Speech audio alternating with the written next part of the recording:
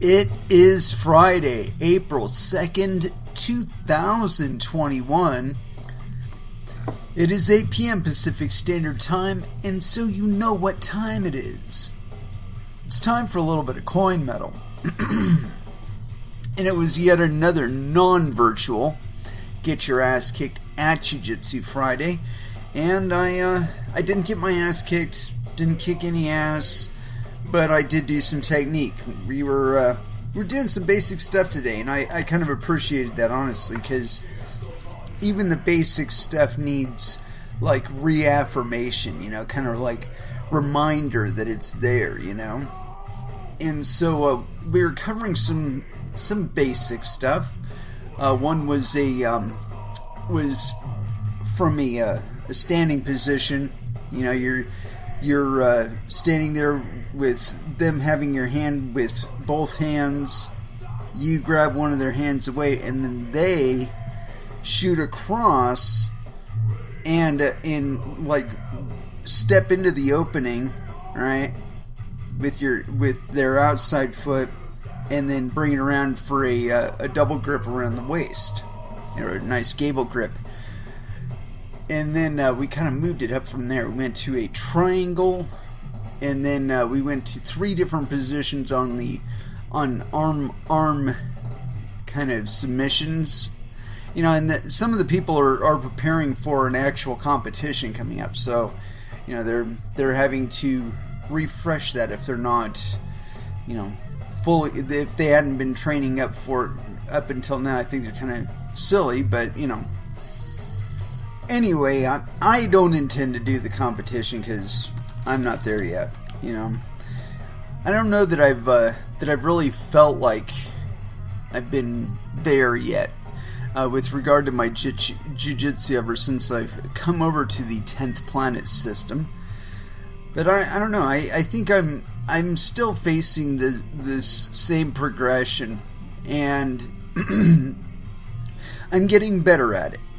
And that's about the best I can say for it, is that, you know, I am continually pushing myself to do just a little bit more than I did last time. And I'm not falling back as far. You know, it's like when I would get injured at the other gym, I'd be down for a month or so, and I'm closing that down to like 2, maybe 3 weeks at the tops. So that's certainly an improvement. But yeah, so all around, like I said, it was a pretty chill class as far as what we were getting into. It wasn't anything terribly complex, although I was still having a difficulty here or there. Like the hand grip thing, I kept messing that up to where if I was the one grabbing his hand away, I was using the opportunity to come in and do the grip instead of him reacting to me lifting his arm up and then him pushing my arm up to kind of continually get it a little bit higher so he has enough room to duck under and get that grip, get that gable grip. And a lot of good sweeps and stuff are set up from that position. And so, I don't know, like I said, these 1 or 2 classes that I've been doing, they just don't seem enough to get it in my brain. You know, I need more. So I'm either going to have to get to where I'm doing 5 classes a week, which is a goal. It is a goal.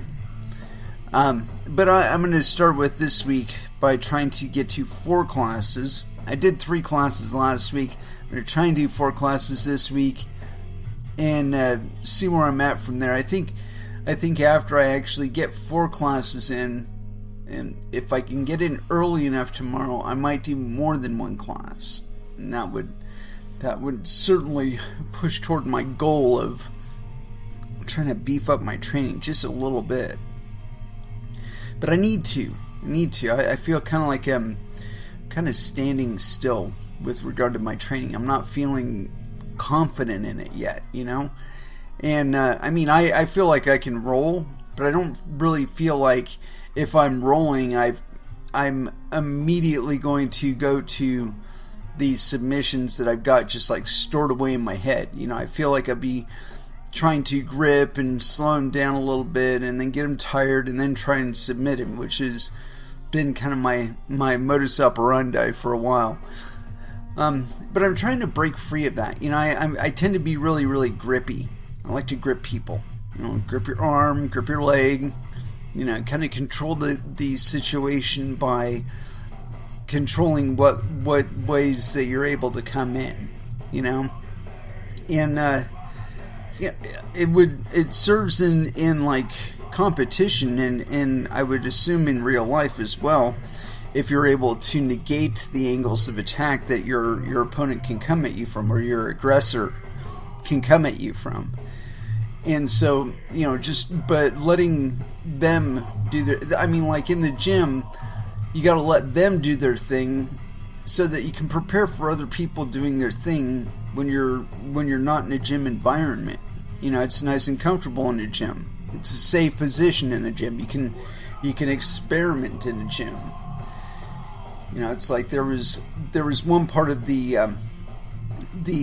Kimura, the last Kimura that we were doing, where or was it Americana? It was Americana. There was an Americana we were doing where you post out on your foot, on your on your right foot, and you bring your left foot up on their back. And see, I have a tendency to want to grip on the outside. I like to put my foot up on the back instead of on the ground, and then have like a high butterfly grip on like the inner thigh with my foot, and have my knee sticking out between their thigh and their arm. And I don't know, it feels good for control and whatnot, but just to experiment, I asked my partner to let me do that, and then try and pull out by letting his hip fall, his left hip fall, if he would be able to get his arm away from me. And it seemed like it would be pretty easy to do that. Like if you just brought your foot forward and dropped your hip back at the same time, that you might be able to yank that arm out of being Americana'd. And so I demonstrated that for my instructor, because he wasn't sure what I was talking about, and I said, I wanted to reaffirm that that's why you put the foot there, is because if you don't put the foot there, they can roll out to that side, and if they do it with enough momentum, they'll pull their arm out. And he agreed with that. So yeah. But anyway, it was a pretty basic class. I would have liked to have done some like positional sparring with that or something. Because it's good to do those things, right? But it's even better with a little bit of friction, a little bit of pressure, And I think it would cut back on some of the trepidation about sparring and or competing. And that seemed to be a point for him, that there was only so many people that were going to go compete out of everybody that was training there, and he'd really like to see more people compete. It's like, well, hey, that's wonderful, but I think if he ingrained more live training into the training, that he would see less trepidation with that. He would see people staying for the competition class, who start seeing more people go for competing. But that's just me. That's my impression of it. I could be mistaken. I'm just a lowly blue belt. So, I mean, it's presumptuous of me to say anything, because the fact of the matter is, I don't know. There's 3 more belts between me and there. There could be like some reasoning I'm completely unaware of. And I mean, I think the fact that I've gotten to the point where I know that I don't know everything. I know that there's an order to some things, and it is best to do it that way because, and there's an actual logical reason behind it, And I'm always questioning for that. You know, I mean, because I get shit wrong like anybody else does. And so, you know, I'm always questioning, like, okay, well, wait a minute. Do I have it right? Do I really have it right? You know, or am I just like jerking myself off? It's amazing how many people actually don't do that. And you know, it's probably good that they feel secure enough they can go around without any of that doubt. You know? But I'm not one of those people. I know that I don't know everything. Anyway, let's go ahead and throw down with some music. And, yeah, you know we're going to go with some body count if we can get the program to work. Assuming it's working. Well, we're going to have to cut out of it and come back into it. It's okay, though. We're used to this now. We got the program down. But, yeah, let's go ahead and throw down with some music. And you know we're going to go with body count because that's just what we do. But what to start off with? And the program seems to hang up on me still. Weird. Weird. But yeah, as far as where I'm going to start off, if I can get my fucking program to work, Jesus Christ, it's sluggish today. I don't even know if it's got me connected. I gotta check and verify. Because like something's like occupying all my memory or something. Wow, that was weird. You know what? We're just going to go ahead and close that. Because that's usually the thing that hangs us up. And then hopefully, that'll clear out enough of the cache that it'll straighten shit out. Well, it seems to quicken things up just a teeny tiny. But I bet you anything, I got some tab that's like some butt miner or something like that. And we're definitely going to get into that as far as our material there. I'm just trying to cut back on some tabs because a lot of times the memory gets sucked up loading something or other. Now, we're not going to do that. We're not going to mention that. We're not going to talk about that. That's not going to come up. No, not going to happen. Yeah. There we go. That ought to lighten the load. Yeah, I usually have like 8 billion fucking tabs open on my browsers. And I have more than one open. Because, you know, you have to. You know, there's so many different media sources and shit. And, you know, sometimes you're not free to use the same account for everything. You know. But yeah, I'm letting that kind of chill for just a moment. Gonna come back on. And there we are. Alright, cool. Okay, so it seems like I cleared out enough RAM that I can finally get started. Maybe. Possibly. It looks like it. But yeah, we haven't played anything off of that. We haven't played anything off of Manslaughter for a long time. So here we go. Institutionalized 2014 here on Coin Metal. First Dance.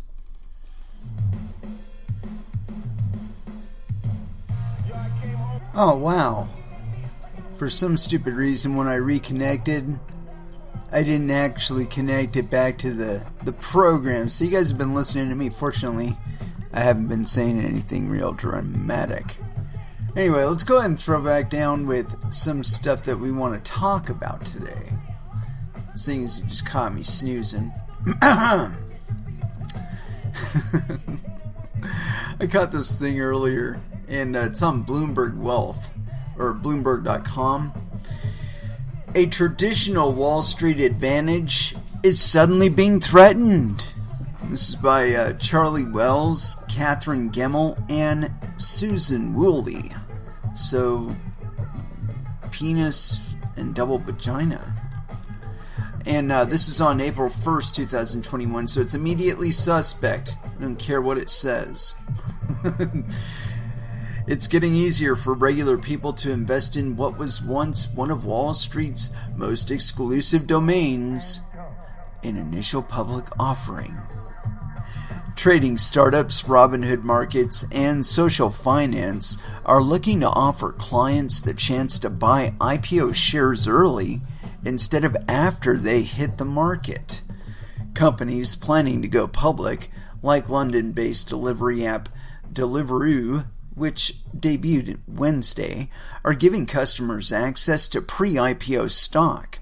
And fast-growing blank check firms known as SPACs are a backdoor way for some individual investors to get in on an IPO. All that is wresting some power out of the hands of big Wall Street banks, which for years have doled out shares to their favorite clients, in some cases simply as a courtesy for doing business. In other parts of the world, particularly in Asia, so-called mom-and-pop investors have more access to the IPO market. In some countries, companies are even required to allocate a significant chunk of their offering price shares to such retail traders. But in the US and in the UK, with few exceptions, participation in large IPOs has long been restricted to hedge funds, professional asset managers, and the wealthy. Retail investors were excluded from 93% of the major London listings between October 2017 and October 2020, according to research from Hargreaves Lansdown plc. IPO shares can be attractive because of first-day price, quote, pops that get a lot of attention. Over the past few months, shares in several well-known companies have soared on the first day of trading. Between 1980 and 2020, the average first-day increase was 18.4%, according to Jay Ritter, a University of Florida professor who studies IPOs. But people who bought early shares in Deliveroo's float on Wednesday learned how risky an IPO can be when the stock tumbled 26% by the close on the first day of trading. It fell further on Thursday and was down about 2% as of 1:39 p.m. in London. Long-term, the investments might not be smart. Excluding first-day performance, IPO shares underperformed the market by 15.8% after 3 years, according to Ritter's data. When Airbnb Inc. shares opened up 115% in December, it wasn't just investment banks and their clients that made a killing. The company had invited hosts like Kelly Lyons of New York City to buy a limited amount of shares at the IPO price of $68. Lyons purchased close to $14,000 worth, the maximum she was allowed, of pre-trading shares of the NASDAQ listing. She is an active trader who previously worked as an investment banker, and she believes in the company. Quote, "I feel like I have an in understanding how Airbnb improves the lives of hosts and how passionate people are about it," she said. Her portfolio year-to-date is up around 40%, which she attributes primarily to her Airbnb holdings, she said. She says she's even more loyal now to the brand. Some see these offerings as marketing gimmicks, or at best, a perk that could strengthen loyalty to the brand.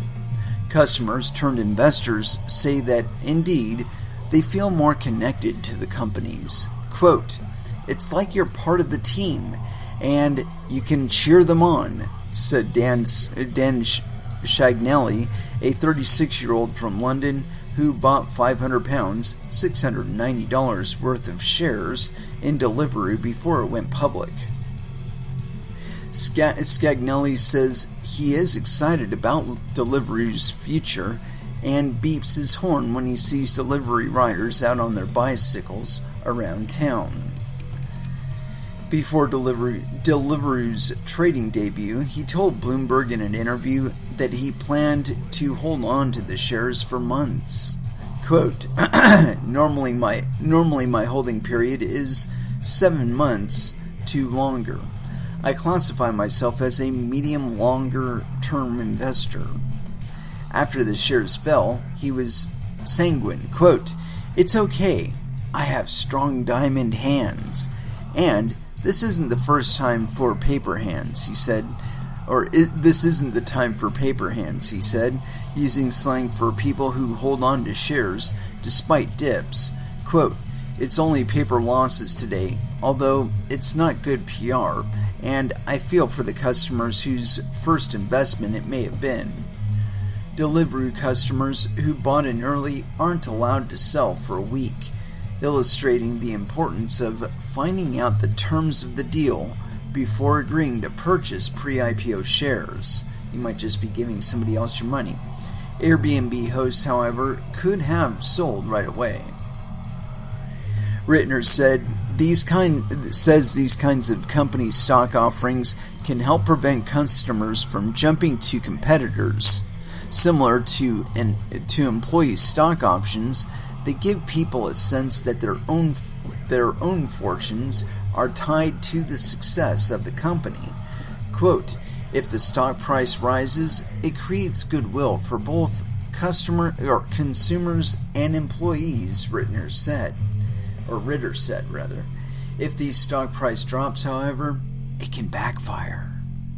That happened in 1995 when Boston Beer Co., Samuel Adams Brewer, sold 990,000 discounted shares to customers using coupons affixed to its six-packs. Fitting for the times, customers were able to mail in checks to buy 33 shares of the company for $15 each. After the IPO, shares dropped as low as $9.75. By 1998, they sagged to $6.50. Owning too much in a hot startup can be risky, particularly if shareholders also use the company to generate income. Quote, my rule of thumb is that you want no more than 10% of your investable assets in any one company's stock, said Sarah Baer, founder of Simplify Financial in San Francisco. The developments come as the U.S. Securities and Exchange Commission grapples with how to regulate the surge of regular people risking their money in aspects of securities markets that have long been the domain of Wall Street pros. During the Trump era, former SEC Chairman Jay Clayton wanted to increase mom-and-pop access to private equity and other assets that have long been considered more risky. President Joe Biden's pick to lead the agency, Gary Gensler, is expected to be more receptive to investor protection concerns and reverse some of those moves once he's confirmed by the Senate as early as next month. Meanwhile, Allison Heron-Lee, the agency's acting chair since January, has expressed concern over how ordinary investors have been affected by recent wild swings in stocks like GameStop Corp and the white-hot market for SPACs. Some non-professional investors have been buying shares in these special purpose acquisition companies, which are publicly traded shares in a company that has said it tends to buy another company and take it public, avoiding a drawn-out IPO process.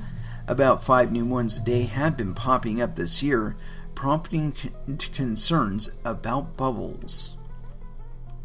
New investors hoping to take advantage of a pop might be disappointed to find out that they have to hold their equity longer than the first day.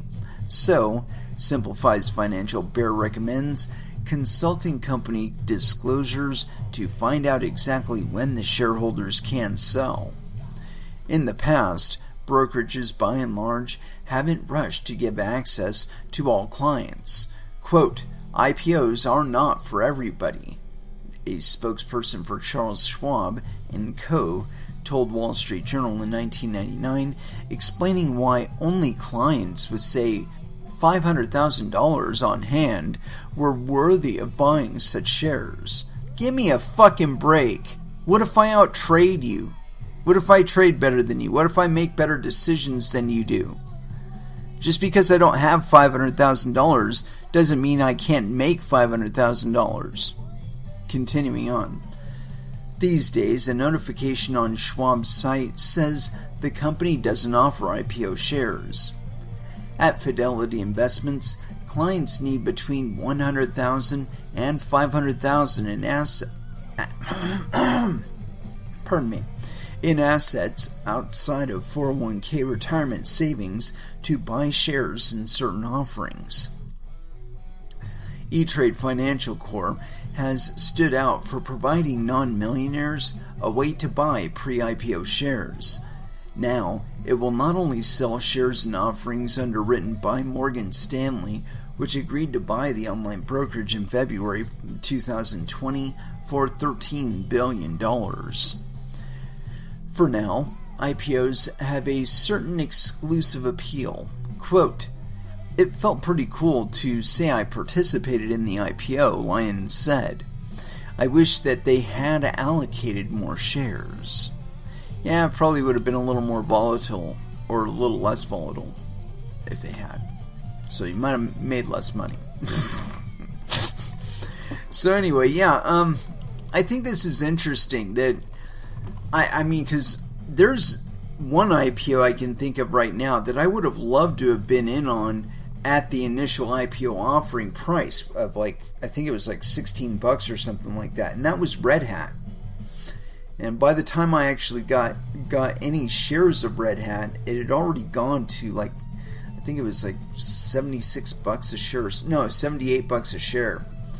And it went up significantly, so much so that I was able to sell it at a profit, rebuy it, and then I rebought it afterward, and then it split after that. And see, I think I missed the first split, was why I was kind of hesitant there, is it split once, and I think I missed that one. No, I think I got that split. I don't know, I had a decent number of shares for a while, and I really wish that I had retained them, but I liquidated them, and then I bought Apple, of all things.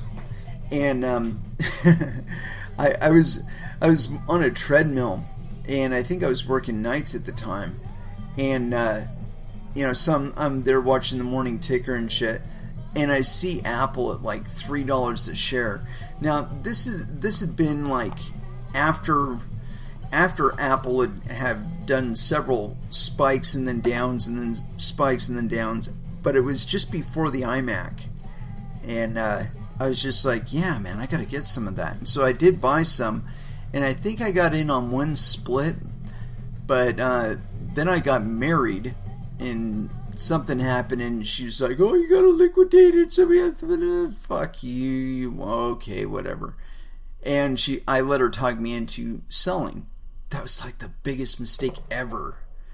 I mean, literally, if I'd have just kept those shares, I'm not going to go into coulda, shoulda, woulda, because I could be here the rest of the night on that one. Anyway, but yeah, it's very interesting. I would have, like I said, I would have loved to have been in on that IPO, because within a couple months, it had gone up to like $400 a share, and sure, I don't know if it was that high, but it was pretty high. I know it was over 200. And that was a significant profit over what I had initially purchased it at, so I don't feel too bad about that. Anyway, but yeah, I wasn't even really a trader back then. I was just an investor that gave some money to a broker and said, buy this. And it was funny because that was about the total utility of him in my whole investment thing was that he was the necessary party between me and being able to invest in the market. And fortunately, that isn't the case with crypto. I mean, I think I'd be doing a lot worse if crypto did in fact operate that way. And I think it's one of the reasons why it won't. I think that they're looking at these things as something they want to try and take away again. I mean, from what I was reading in that IPO article, that seemed like something that banks would really want to retain access to. But like when you compare it to when something is talked about in crypto and when something is actually released in crypto and possible for you to invest in crypto, the interval for that is so short. I mean, the fact of the matter is you probably hear about it when it's suddenly available for you on an exchange. And it's been that way this whole time. Where you get surprised. You'll log into your exchange one day and you notice, hey, we've added new listings of such and such, such and such, such and such, new pairings, so on and so forth. And you simply can't do that in legacy systems. Or at least you couldn't before. You probably can now. I mean, I've got to wonder about that. But it opens up the possibility for people like you and me to get in on that business. It's good stuff. Anyway, let's see what else I had here. I got this one here, and this was kind of interesting up front. Because it does seem like something that is kind of inevitable, especially with regard to DeFi. And I don't know if we went into it or not, though, because it is kind of old. Let me check something out really quick. Go here, click it there. And we might go into that one. Yeah, we'll get into that one. And so I got this one here. It's on decrypt.co. XRP is worth more now today than before the SEC lawsuit against Ripple. And this is by Jeff Benson. So yes, penis. And it was authored on April 2nd, 2021. Usually, legal troubles are bad for stock prices and crypto assets. XRP, the native asset of Ripple payments platform, is proving to be an exception. After rising over 5% on the last day, the price of an XRP token is now 60 cents, and the market cap is $27.9 billion, according to data from Nomics. That's higher than where the price was before the SEC filed a $1.3 billion lawsuit against Ripple Labs. On December 18, 2020, 4 days before the lawsuit, XRP was worth 58 cents with a market cap of just under $27 billion. Let me get down here. It's been a remarkable turnaround for the token, which dipped as low as 17 cents after the SEC brought the lawsuit. The SEC says that Ripple Labs co-founder and executive chairman Chris Larson and co-founder CEO Brad Garlinghouse are responsible for $1.3 billion in unregistered securities offerings, XRP being unregistered security in question, or being the unregistered security in question. And for that part, it's been my feeling this whole time that XRP is not in fact a security. Continuing on. Broadly speaking, a security is an investment contract that signifies a stake in a financial venture with the expectation of future profits. The SEC regulates securities sales in the U.S. In the wake of the allegations, several exchanges and trading platforms, among them Coinbase, Binance US, Blockchain.com, Crypto.com, and eToro, suspended XRP trading. Ripple has also suffered setbacks.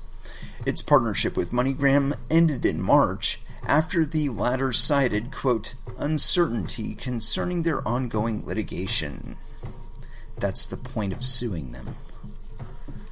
But Ripple and its leadership team have fought back against the charges.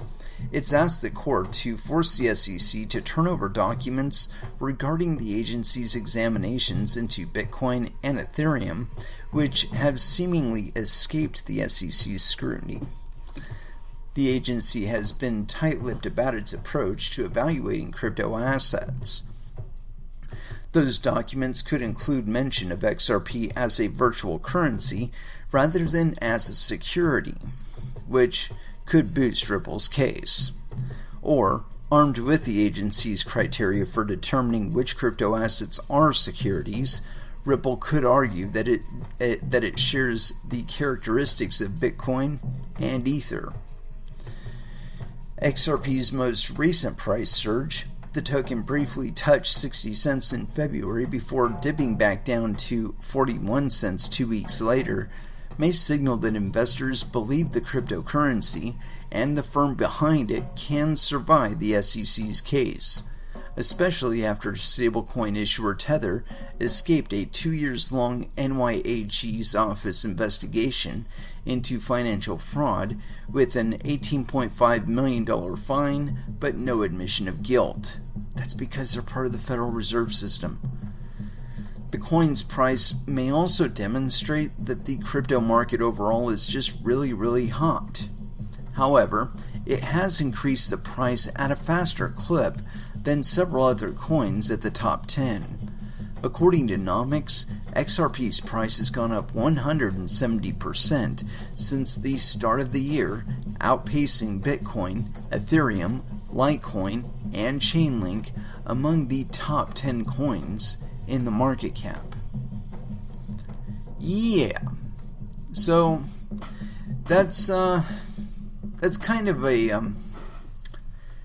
normal thing for XRP, or actually I would say a normal thing for crypto in general, where any kind of victory against the powers that be normally causes a little bit of a spike. But yeah, I don't think that XRP is a quote-unquote security, specifically because it's not an actual share in anything. It's a cryptocurrency. Now, it's not a cryptocurrency, I believe at least, in the sense that Bitcoin is, and that it has a centralized authority, a centralized entity, a corporate entity that has control over the network. And so there's the decentralization issue, but supposedly they represent only about 20% of the network, meaning that the Ripple Labs only represents about 20% of their network. Now, whether that's true or not, I couldn't tell you, but yeah, I think that the SEC's barking up the wrong tree with Ripple. It's more or less just an official shakedown, and I wish the SEC would just close shop. You know, either that or actually prosecute people that are doing bad shit in legacy systems. I.e., do their fucking job rather than trying to create more work for themselves. Anyway, let's go ahead and throw it back down with some music. But we're actually going to go to like music, you know, so you'll be able to hear what the fuck is going on. And let's see where to go though. You know, I haven't played any Motorhead in a long time. Let's go ahead and throw down with that. Get to it. And so, here we go. Ace of Spades by Motorhead, here on Coin Metal.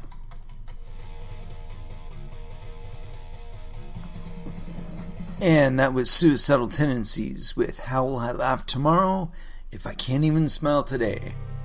And that was actually a title track off of the album of the same name. If you've never heard it, you might want to check it out. It's actually one of my favorites, by the way. Anywho, it's from a rare but brief period where record companies were kind of tooling around, kind of looking at the edges, what was on the edges, and suicidal tendencies kind of got reined in.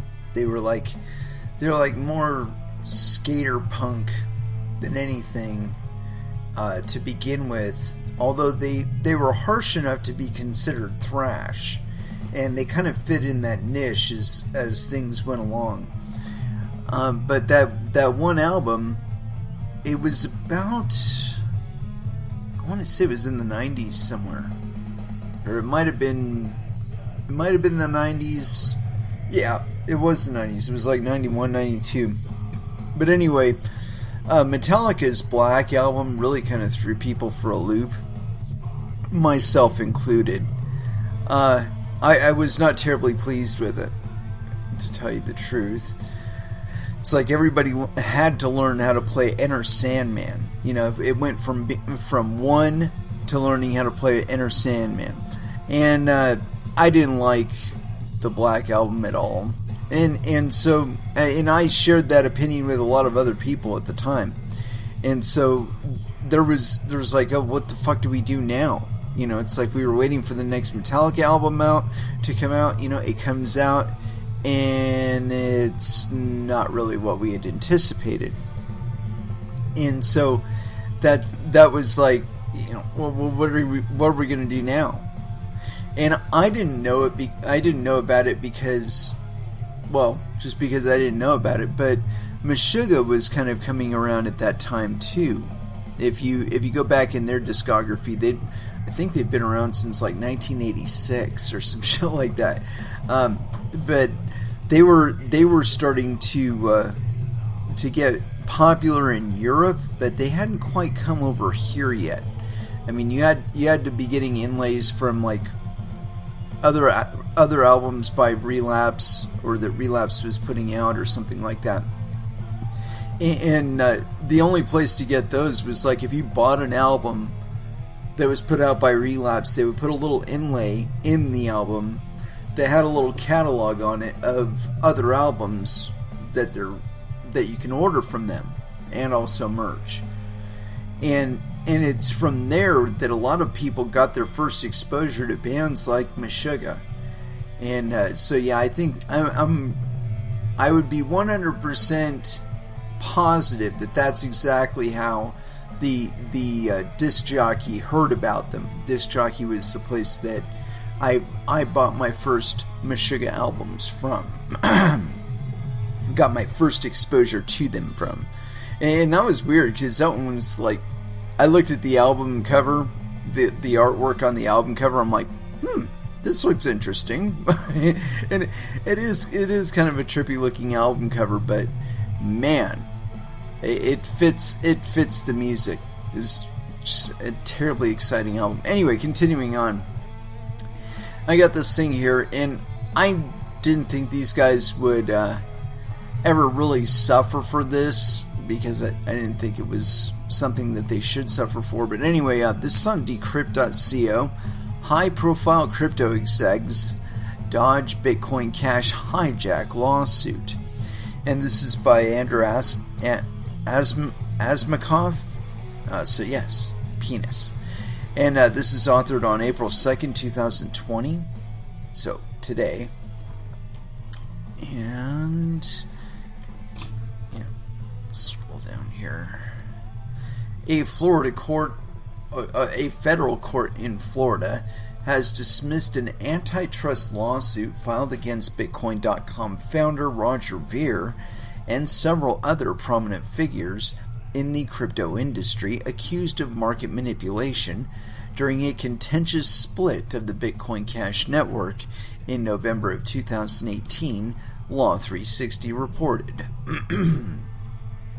Other defendants in the case included Kraken CEO Jesse Powell, former CEO of Bitmain Technologies Jihan Wu, as well as Bitcoin Cash developers Shema Chancellor and Jason Cox. First filed by United American Corp. UAC in December of 2018 and amended in March 2020, The lawsuit claimed that the defendants colluded to manipulate the cryptocurrency market to favor Bitcoin Cash, as some participants on the network were engaged in creating a competing clone called Bitcoin SV. During Bitcoin SV's hard fork, an event when a network splits into two separate chains, the defendants allegedly, quote, hijacked the Bitcoin Cash network and violated all accepted standards and protocols accepted with Bitcoin since protocols associated with Bitcoin since its inception. Yeah, but there's no law. Fuck you. However, on Wednesday, April 1st, Judge Chris McAlally of Southern District of Florida dismissed the case. According to the ruling to be considered by the court, the complaint, quote, must state facts, not conclusions, that plausibly suggest a conspiracy. At least two of the UAC's counts in the complaint are direct allegations lacking in substance, the judge said. In technical terms, the lawsuit claimed that Veer, Wu, and Bitmain Technologies took 90,000 Bitcoin mining machines, Antminers, that were working on Bitcoin's original code, or original network, and switched them over to Bitcoin Cash.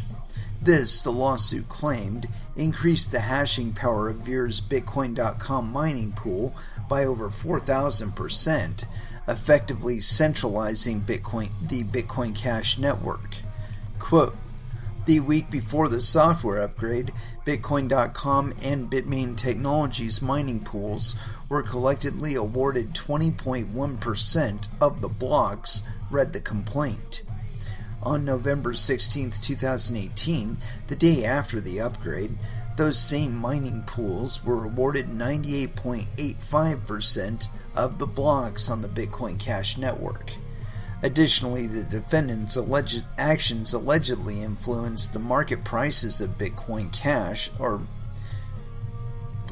Bitcoin Cash, and Bitcoin SV, as well forced UAC out of the network after the Miami-based company invested over $4 million in its infrastructure. Cryptocurrency exchange Kraken was accused of initially refusing to list BSV on its platform after its release of a public statement saying that, quote, Bitcoin SV does not presently meet Kraken's listing requirements and is unlikely to be supported. 3 days after Bitcoin SV forked away from Bitcoin Cash, BSV was, in fact, listed on Kraken, however. Yet, as stated by Judge McAlally, after a painstaking review of the complaint, the court concluded that it lacks facts that create a reasonable expectation that discovery will reveal evidence of illegal agreement. Bitcoin Cash emerged in August of 2017 as a hard fork of the original Bitcoin blockchain. After a group of developers backed by a number of large companies, mining pool operators, and individual investors responded to calls to increase the block size from 1 megabyte to 8 megabytes. Another group of Bitcoin developers and enthusiasts joined forces behind Segregated Witness, a Bitcoin upgrade aimed at increasing the block size limit by removing certain pieces of data from transactions. Actually, it's done the exact opposite of that. It's curtailed the number of transactions that can fit in a block by making them bigger. Continuing. Over time, Bitcoin Cash's block size has grown from 8 megabytes to 32 megabytes. However, disagreements within the project were mounting as well, ultimately resulting in another hard fork and the establishment of Bitcoin SV, Satoshi's vision, in November of 2017. Led by the self-proclaimed Bitcoin creator, Craig Wright, BSV was designed to be an alternative software to the Bitcoin ABC implementation of Bitcoin Cash. The latter included Roger Ver and Jihan Wu among its backers. Nearly 3.5 years later, the two projects are living their own lives, with Bitcoin Cash undergoing yet another hard fork in November of 2020. Yeah, these are alternatives to Bitcoin, where they're more or less exploring either aspects of Bitcoin that have not been or aspects of crypto that have not been fully addressed by Bitcoin itself, such as elements of privacy and stuff like that. And of course, the the block size issue. I was looking at the specs for Bitcoin Cash, and number one, it doesn't seem like their network is as big as Bitcoin. I'm sure it's not. It's only like 1 point something exahashes. Still, it's a relatively large network by crypto standards. When you consider it versus, not Ethereum. I would say Ethereum is probably much larger, probably even larger than Bitcoin at this point, with regard to the diversity and number of miners. But it's at $2,100 right now, so hey, and you can mine it on a fucking GPU, for Christ's sake. So it's just one of those things. Anyway, I got this thing here, and this is also on Decrypt. It's what kind of forced me over to their site, because I'm always interested in this stuff. And yeah, so this is on decrypt.co, and it's by Jeff Benson. IRS wants Kraken customer details. Judge pushes back. And this is authored on April 2nd, 2021. The Department of Justice Tax Division this week filed a court request to obtain information about customers of the San Francisco-based cryptocurrency exchange Kraken. The so-called John Doe summons, filed in the U.S. District Court for Northern District of California, asks Kraken to provide account details for all American taxpayers who have held at least $20,000 in cryptocurrency on the exchange at any point from 2016 to 2020. Judge Joseph Spiro isn't ready to authorize the request, which would cover registration details and transaction history, unless the government justifies it. Judge Spiro stated that the IRS, quote, must specifically address why each category of information sought is narrowly tailored to the IRS's investigative needs, including whether requests for more invasive and all-encompassing categories of information could be deferred until after the IRS has reviewed basic account registration information and transaction histories. A John Doe summons is a tool the Internal Revenue Service can use to conduct investigations when it doesn't know the name or identity of the taxpayer. A judge can approve the summons provided there's a reasonable basis to presume a group of people may have broken tax laws and such information isn't accessible by other means. The Department of Justice Tax Division works with the IRS and is responsible for enforcing IRS summonses. Yesterday, the Department of Justice announced that it had obtained authorization to serve a summons against Circle Internet Financial, which partners with Coinbase on the USDC stablecoin. The summons also applies to trading platform Poloniex, which Circle bought in 2018, and which subsequently spun off from the company. Such requests are hardly new for cryptocurrency exchanges. In 2016, the U.S. District Court for the Northern District of California approved a John Doe summons to Coinbase, but Coinbase customers and Coinbase filed several motions to throw out the ruling before Coinbase ultimately agreed to turn over customer records from a group of approximately 13,000 customers in 2018. A spokesperson for Kraken told Decrypt, quote, "Kraken has not received a summons for client records. Kraken complies with the legal and regulatory requirements in all jurisdictions that we operate in. We carefully review all regulatory inquiries and provide responses in due course." So yeah, now I think this is basically just some sort of fucking fishing tournament or fishing expedition by the IRS. You know, where they're like, "Oh, do these people have money that they're not paying taxes on? We gotta go get the money." No. You know, I think it's really interesting that this kind of thing I'm expecting to continue until, and they really don't have much time to play these kind of games, until the US dollar really starts tanking against cryptocurrencies.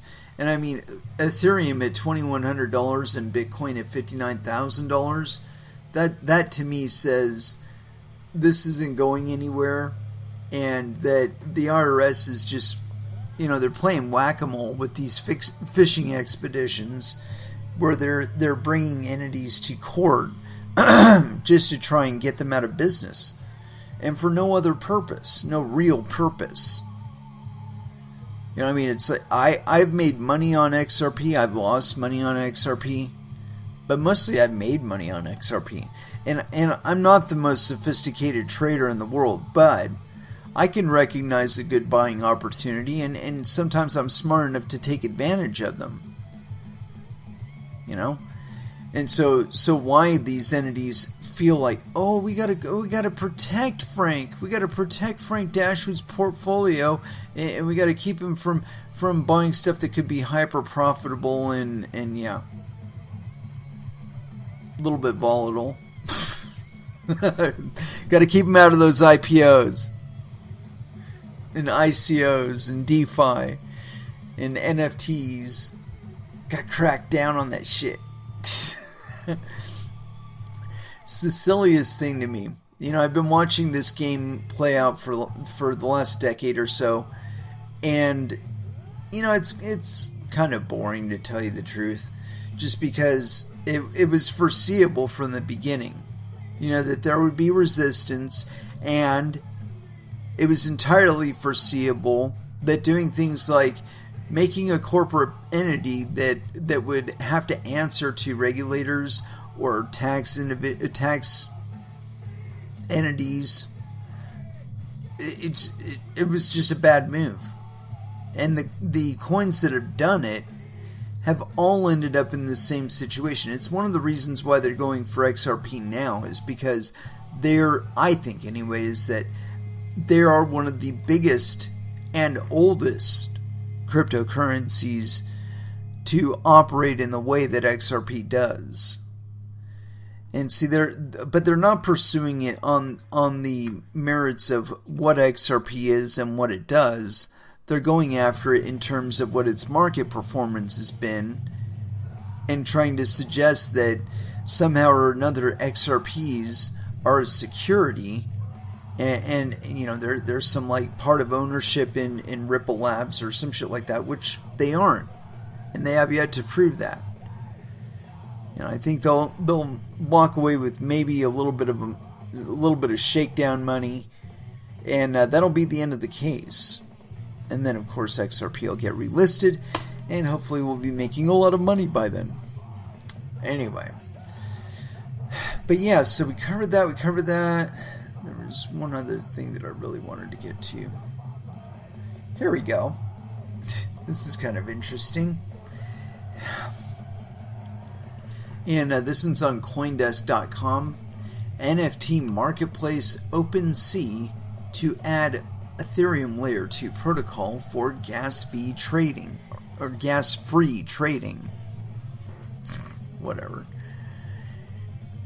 And this is by Sebastian Sinclair. I'm not entirely certain whether or not we've actually read this, but we'll do it anyway. It's by Sebastian Sinclair, so yes, penis. And non-fungible token marketplace OpenSea is planning to integrate an Ethereum scaling solution in a bid to remove costly gas fees, a sticking point for many of the new users rushing into the NFT space. The marketplace says it will be adding support for trading via decentralized protocol Immutable X.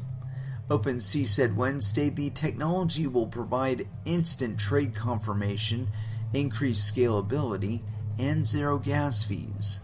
Quote, integrating Immutable X enables us to offer users a gas-free trading experience without sacrificing the security of the Ethereum network, said OpenSea head of product Nate Chastain. Quote, we're rolling this out for future game developers and players on OpenSea who will benefit from the scaling solution. The protocol is capable of processing over 9,000 transactions per second, according to a press release. Quote, we built Immutable X as a ZK rollup on partnership with Starkware, the firm wrote in an October 2020 blog post. ZK rollups are a cryptographic method for verifying and settling transactions en masse. Starkware, one of the leading developers of the technology, recently raised $75 million in a Series B funding round. In its blog post, Immutable X added, quote, ZK rollups are the only solution capable of scale without compromise, and, though they still have disadvantages in the area of general computation, those challenges are quickly being resolved.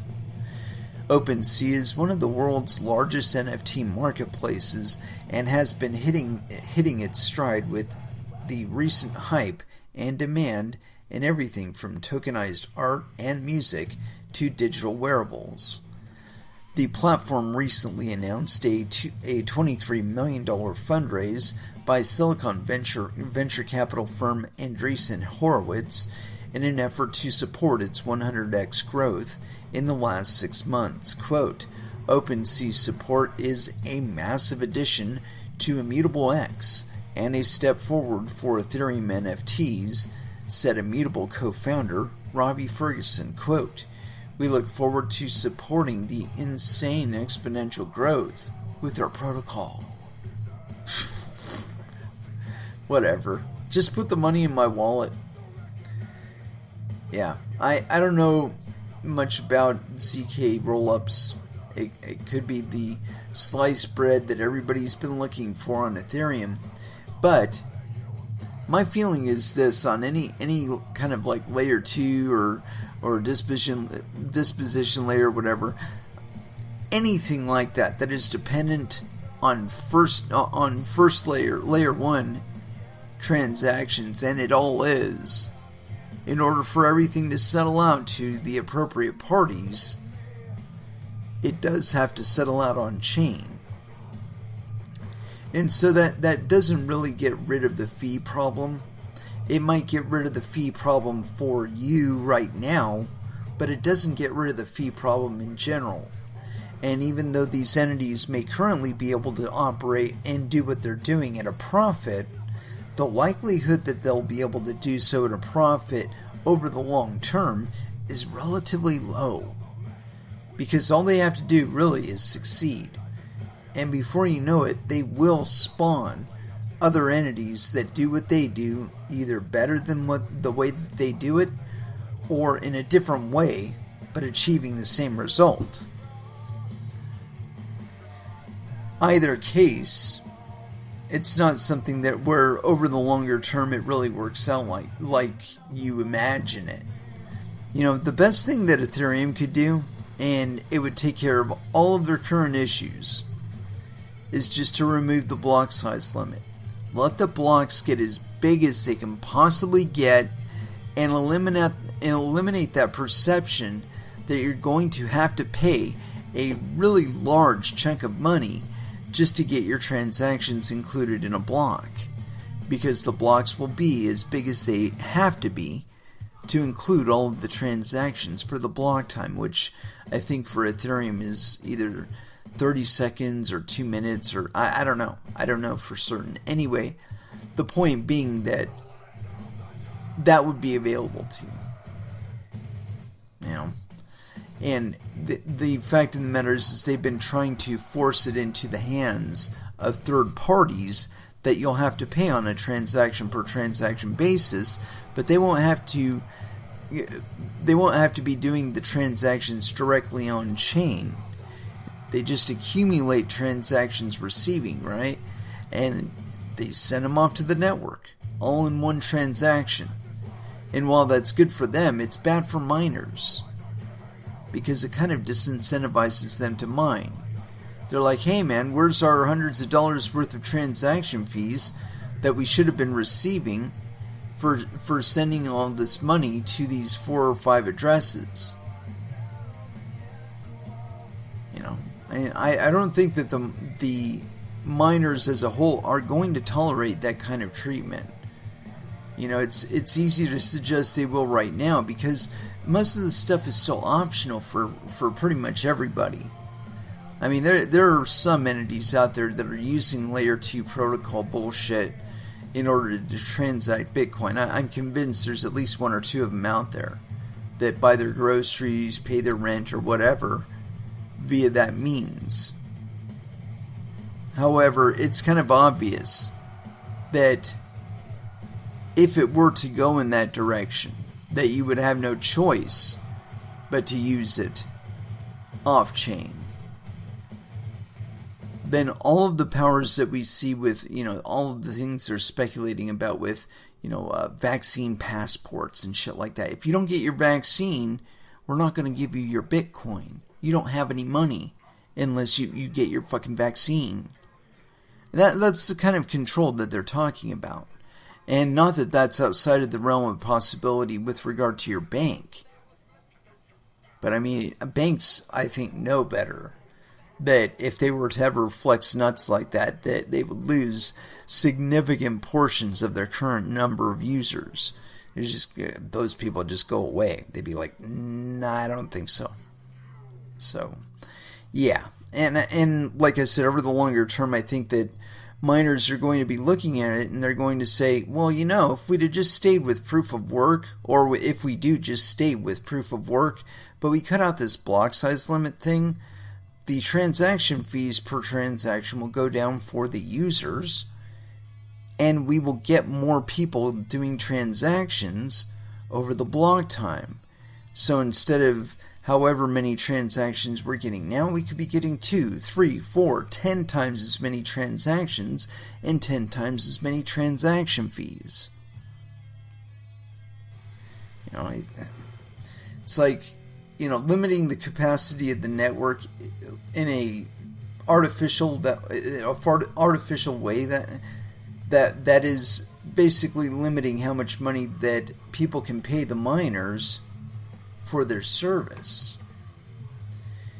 And you know, whether or not it's recognized by anyone now, I don't know, but I would think that's kind of a disincentive for people to mine, and thus provide additional security to the network and additional robustness to the network, additional decentralization to the network.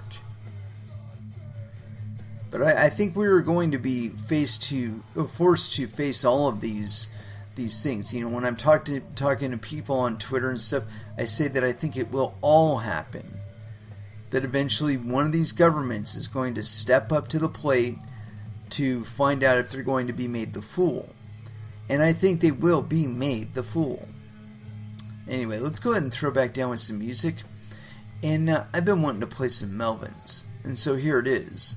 Revolve. Here on Coin Metal.